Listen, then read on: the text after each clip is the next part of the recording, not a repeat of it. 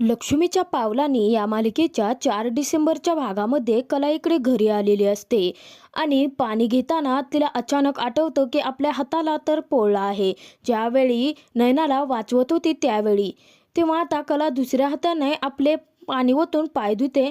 इतक्यातच पाठीमागून तिचे बाबा आलेले असतात आणि बाबा पटकन तिला आता टॉवेल देतात. कला त्यानंतर स्वतःचे हातपाय पुसून घेते. तर आता कला त्यांना जेवलात का विचारते. तेव्हा आता बाबा खूपच चिडलेले असतात आणि कलाला म्हणायला लागतात, मी वेळेवर खातो पितो झोपतो, परंतु तुझं काय? तू तर सतत दिवसभर रात्रभर राबत असते आणि करतेस काय? तर त्या दोघींच्या हौशी पुरवण्यासाठी रात्रभर मान मोडतोवर काम करून त्यांना पास मिळवून दिलेस ना. तेव्हा आता कलाला खूप मोठा धक्का बसतो की बाबांनी ही गोष्ट कळली तरी कशी असेल. तर कला बाबांना म्हणते, तुम्हाला कसं समजलं? तेव्हा आता बाबा म्हणतात की जादू येते ना मला. तेव्हा आता कला मागेच लागते आणि सांगा बरं तुम्हाला कोणी सांगितलं म्हणते. तेव्हा आता बाबा म्हणायला लागतात की तुझा तो पाठराखा आहे ना रॉकेट, त्याने सांगितलं मला सर्व काही हकीकत. तेव्हा आता कला चिडते आणि म्हणते, ह्याचं नाव ना रॉकेट नाही रेडिओ असायला पाहिजे होतं. त्याला कळलेली प्रत्येक गोष्ट प्रत्येकाला कळायलाच हवी का बाबा? येऊ दे चोमडा, त्याला मी चांगलंच बघते. तेव्हा आता कला चिडलेली असते. तर ते पाहून आता कलाचे बाबा हसायला लागतात. तर इकडे आता सुमेधा नयनाला विचारते की तुम्हाला बरं वाटतं आहे का? परंतु नयनाचं लक्ष अचानकपणे बाहेर जातं. तर तिकडून आता संगीता तिला खोटं नाटक करण्यासाठी सांगत असते. तेव्हा आता नयना खूपच जोरजोराने ओरडायला लागते. इतक्यातच आता अद्वैतला ते ऐकू जातं. अद्वैत फोनवरती काहीतरी कोणाशी बोलत असतो. तेव्हा आता अद्वैत खूपच कासावीस होतो आणि इकडे नयनाकडे येतो आणि म्हणायला लागतो, खूप दुखतंय का? तेव्हा आता नयना खोटं सांगते की बहुतेक हिने खूप जोरात आईस पॅक दाबलं, तेव्हा त्यामुळे पाय आणखीनच दुखायला लागलाय. बहुतेक मला बेडवरून कधी उठता येणार नाही. तेव्हा आता अद्वैत म्हणतो, ते आईस पॅक माझ्याकडे दे आणि तू बाकीची अरेंजमेंट बघ, माझं मी बघतो. तेव्हा आता अद्वैत स्वतःहून आईस पॅकचा शेक देणार म्हटल्यानंतर नयना आणि संगीता खूपच खुश होतात. तर सुमेधा तेथून गेलेली असते. तर नयना उगाचच खोटं नाटक करत म्हणते, अहो तुम्ही. तेव्हा आता अद्वैत म्हणतो की हो, कारण चांदेकरांसाठी त्यांचे गेस्ट खूपच स्पेशल असतात. तर आता अद्वैत आईसपॅकचा शेक देत असताना नयना उगाचच म्हणत असते की तुम्ही हे सर्व काही करताय ना, ते खरंच खूप मला बरं वाटतं आहे. तेव्हा आता अद्वैत म्हणतो, तुम्ही कम्फर्टेबल व्हा ना. आणि अद्वैत पटकन आता उठतो आणि नयनाच्या पाठीमागे उशा टेकतो. आणि त्यानंतर इकडे आता संगीता मनातल्या मनात देवाला प्रार्थना करत असते आणि म्हणते, माझ्या नयनाला एक चांगला हिरा गावला आहे. तर इतक्यातच अद्वैतच्या तोंडून असं काही वाक्य बाहेर पडतं की ज्यामुळे नयना आणि संगीताला खूप मोठा धक्का बसतो. तर अद्वैत सांगत असतो की तुम्ही काळजी करू नका, मला माहिती आहे की तुमचा पाय खूपच दुखायला लागला आहे आणि मी त्यासाठी डॉक्टरसुद्धा बोलावला आहे. तेव्हा आता नयना खूपच घाबरते आहे आणि म्हणते की जर ते डॉक्टर आले तर माझं खोटं लवकरात लवकर पकडलं जाईल. त्यामुळे नयना नको म्हणत असते. परंतु अद्वैत म्हणतो, तुम्ही काळजी करू नका, ते कोल्हापूरमधले सर्वात बेस्ट डॉक्टर आहेत आणि ते आल्यानंतर तुम्हाला चेक करतील, त्यानंतर तुम्हाला नक्की बरं वाटेल. तर अद्वैत त्यानंतर नयनाच्या डान्सचं खूपच कौतुक करत असतो आणि अद्वैत आता कलाचं नाव काढतो आणि खूपच चिडतो. तेव्हा आता नयना म्हणते, जाऊ द्या ना हो, आपण त्या मुलीला माफ करून टाकूयात का?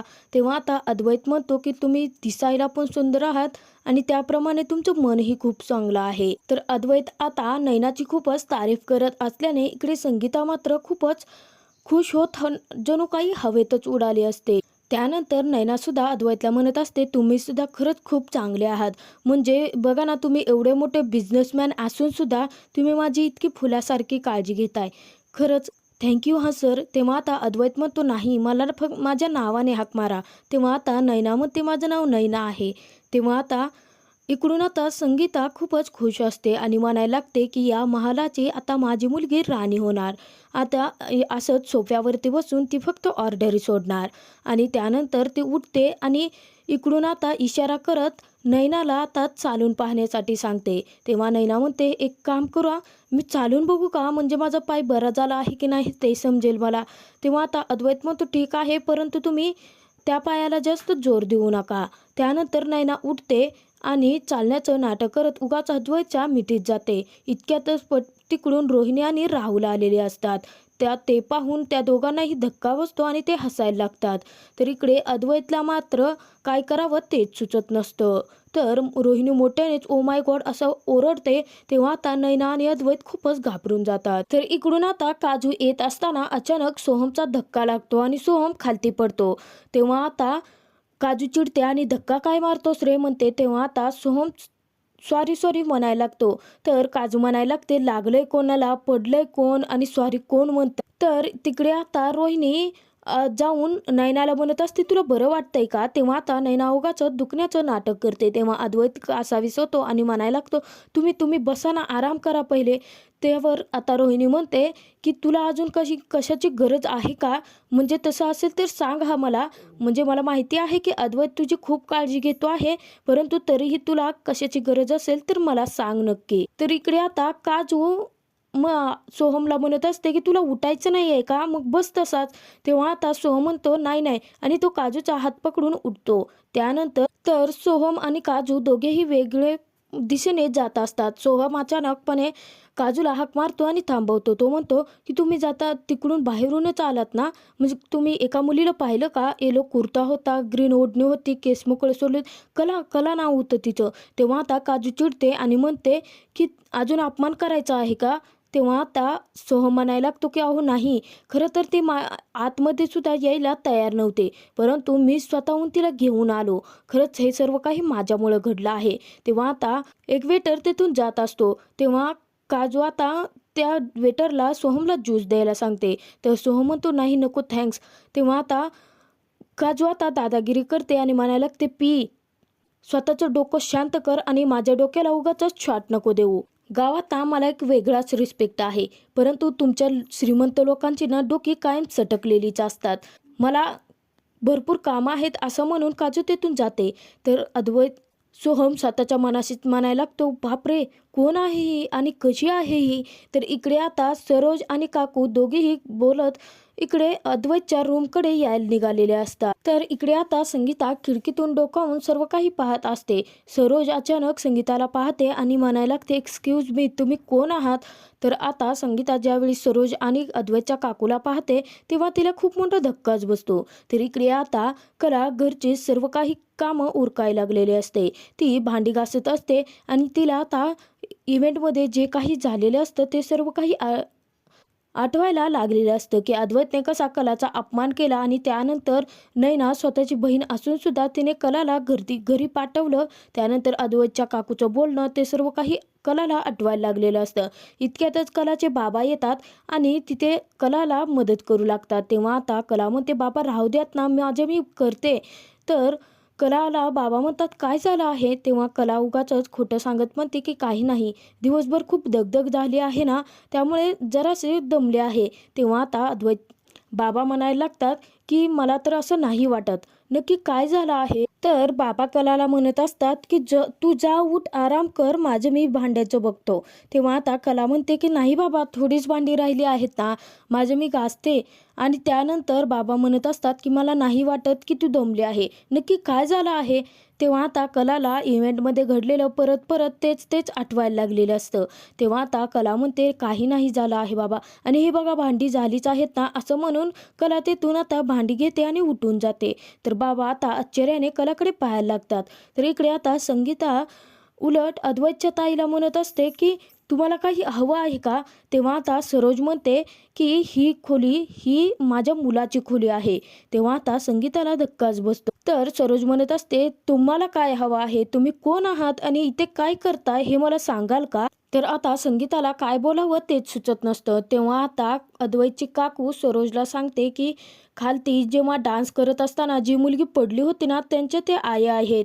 तेव्हा आता संगीता म्हणते, या किती मनकवड्या आहेत, म्हणजे मला अचानकपणे असं तुम्ही विचारल्यानंतर सांगता नाही आलं ना, खरंच थँक्यू हां. तेव्हा आता अद्वैत इकडे नैनाला म्हणत असतो, तुमचा पाय नीट झाला असेल तर तुम्ही पाय वरती घ्या ना. तेव्हा आता अद्वैत पाय स्वतःहून वरती नैनाचे घेत असतानाच अचानक सरोज, अद्वैतची काकू आणि संगीता तिघीही आलेले असतात. तेव्हा आता त्या दोघींना खूप मोठा धक्का बसतो की अद्वैत आता नैनाची इतकी काळजी करतो आहे ते. तर रोहिणी तिथेच उभी असते. तेव्हा आता सरोज विचारते की काय झालं आहे, तुझी तब्येत ठीक आहे ना? तेव्हा आता अद्वैत म्हणतो की हो, म्हणजे जरासं पेन आहे, मी डॉक्टर भंडारकरांना फोन केला होता, ते येतीलच. तेव्हा आता सरोज म्हणते तुझं नाव काय आहे? तर आता नैना बोलणार इतक्यातच अद्वैत म्हणतो नैना. नैना खरे नाव आहे. तर आता सरोज म्हणते की अद्वैत तू जा, मी बघते तिच्याकडे, तुला आजोबा बोलवत आहेत ना? तेव्हा आता अद्वैत म्हणतो ठीक आहे. आणि अद्वैत आता आईस पॅक सरोजच्या हाती टेकतो आणि जायला निघतो. तेव्हा आता नैना जोरजोरात ओरडायला लागते की माझा पाय दुखतो आहे. तेव्हा अद्वैतचा जीव परत कासावीस होतो आणि अद्वैत परत मागे वळून पाहतो. तर सर्वजण त्याच्याकडे पाहत असतात. म्हणून अद्वैत म्हणतो की नाही, ते माझा फोन राहिला ना, म्हणून मी. तेव्हा आता सरोज फोन त्याच्या हातात देते आणि तेव्हा रोहिणी अद्वैतला म्हणायला लागते की तुला जास्तच काळजी आहे हिची. तेव्हा आता अद्वैत म्हणतो की हो, त्या आपल्या गेस्ट आहेत ना. तर रोहिणी म्हणायला लागते की राहुल सर्व खालती गेस्ट आहेत ना, त्यांची काळजी घेतो आहे, त्यामुळे तू काही टेन्शन घेऊ नकोस.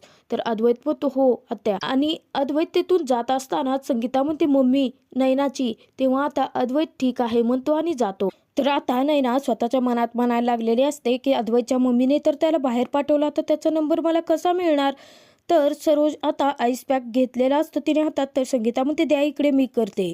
त्यानंतर नैना स्वतःच्या मनात म्हणायला लागते की अद्वैत तुला माझा डान्स आवडला आहे, आता हा चान्स घेऊन तुझ्या आयुष्यात माझी एंट्री कशी करते तेच बघ. आणि गुपचूपणे नैना स्वतःच्या कानातले, आता जे कलाने स्वतःचे कानातले नैनाला दिलेले असतात, ते अद्वैतच्या उशीखाली लपवून ठेवते. तर पुढील भागात आपण पाहणार आहोत की सरोज, रोहिणी आणि अद्वैतच्या काकू तिघी नैना आणि संगीताला म्हणत असतात की नक्की तुम्ही कोण आहात? तुम्हाला आजपर्यंत कधीही पाहिलं नाही ना हे आम्ही, आणि ओळखतही नाही. तर तिकडे आता कला खूपच चिडचिड करत असते आणि म्हणत असते या श्रीमंत लोकांना ना पैशांचा खूप जास्त माज आहे. तर कलाचे बाबा आता ते सर्व काही ऐकत असतात आणि कलाच चिडचिड होते ते पाहत असतात. तर तिकडे आता नक्की विनर कोणाला ठरवायचं यावरती चर्चा चाललेली असते. तेव्हा आता सोहम म्हणतो नक्की दादा विनर कोण असेल? तर अद्वैत म्हणतो की नैना. नैना खरे. त्यानंतर नैना आणि संगीता ज्यावेळी जिंकून घरी परत आलेले असतात, तेव्हा आता काजू म्हणते की हे बक्षीस तुला आहे ना कलाताईमुळे मिळालेलं आहे. आणि जे बक्षीस नयनाला भेटलेलं असतं ते बक्षीस आता ते तो हार गळ्यातला काढते आणि संगीत काजू कलाच्या गळ्यामध्ये घालते. काजूचे लक्ष अचानक नयनाच्या कानातल्याकडे जातं आणि म्हणते तुझं कानातले कुठे आहे? तेव्हा आता कला आश्चर्याने नयना आणि संगीताकडे पाहायला लागते.